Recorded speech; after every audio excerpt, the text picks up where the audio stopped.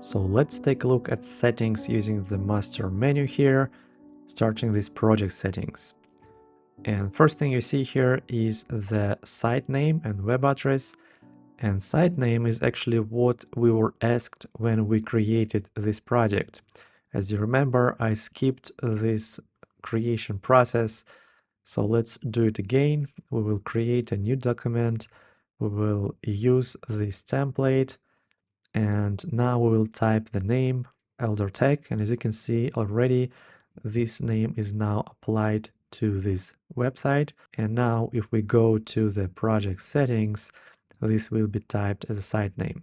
Then we can type our web address URL, change the framework. I recommend to use the latest Bootstrap 5. We can change the homepage language to whatever language you are using for your website. You can change the type of our page, CMS platform. I would recommend Vault CMS, but it's not available here unless you install it. We can change the width, background color, and add some body classes, which will be added to all blocks, and active link class, which will be the style for active links for your pages.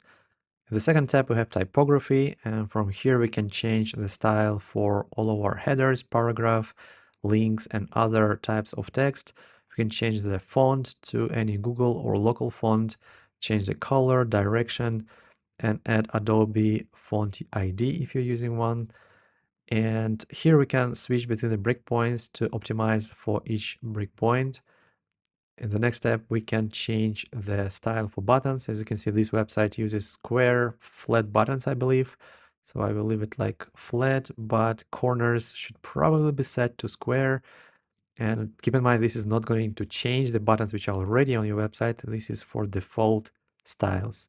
Here we can change the favicon and logo, as well as enable the image protection, which is very important in my opinion to enable this.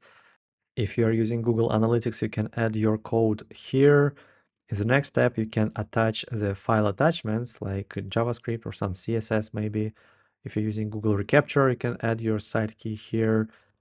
This is for site details, basically for your own use, and accounts. This is for example, Twitter account or Discuss account. If you're planning on using the Discuss comments, you can type it here.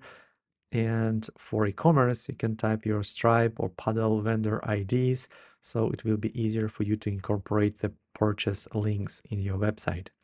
In the export settings, in this tab, you can change the default export settings, and I will go for something like that. I will disable the lazy loading and minify and combine everything. And finally, we have this last tab, which has some preloader settings. You can enable or disable it. You can change the design if you want. I would probably disable it most of the time these days. So this is it for the project settings. In addition to that, we also have page settings for each of our pages. So right now we are on the home page, so we cannot change the page name and we cannot actually set the path here. As you can see, it's not available.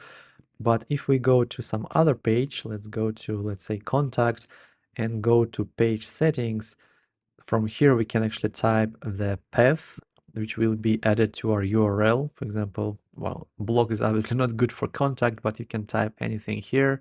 And by the way, you can see that the path is not complete here because in project settings, we didn't put the web address for our website. So let's type eldertech.com.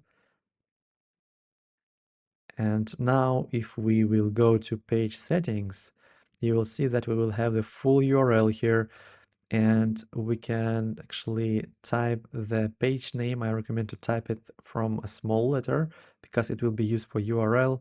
And for path, if you want, if your page allows you to, you can type some kind of, well, category or whatever it is for your path. In addition to that, you can add the body class, file type, and language settings here.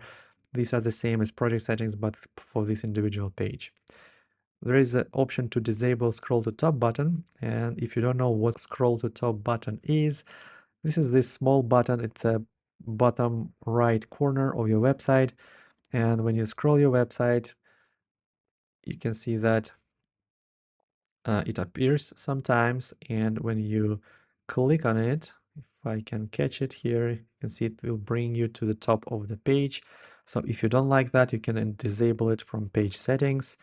And in addition to that, there are a couple other things. For example, you can hide the link from the primary menu for this page, and you can exclude from export, create blocks, and enable or disable the global areas.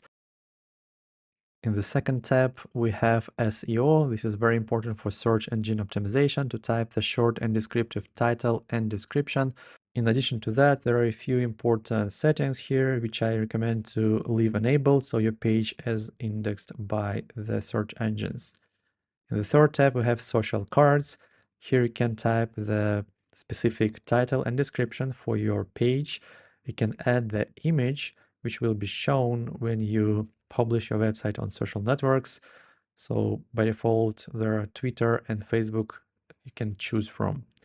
So yeah, in the fourth tab, we have the code editor. So you can type a code here if you want, and file attachments as well. And finally, we have the canvas settings, and there are a few modes, for example, wireframe mode. I think if I go to the other page, it will be easier for me to show you what it does. So let's go to the home page.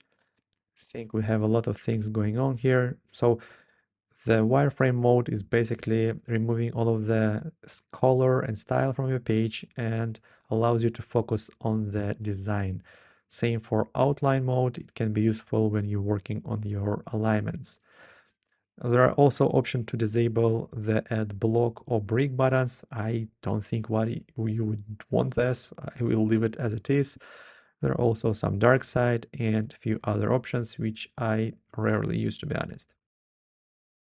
And finally, we have the project overview in master menu.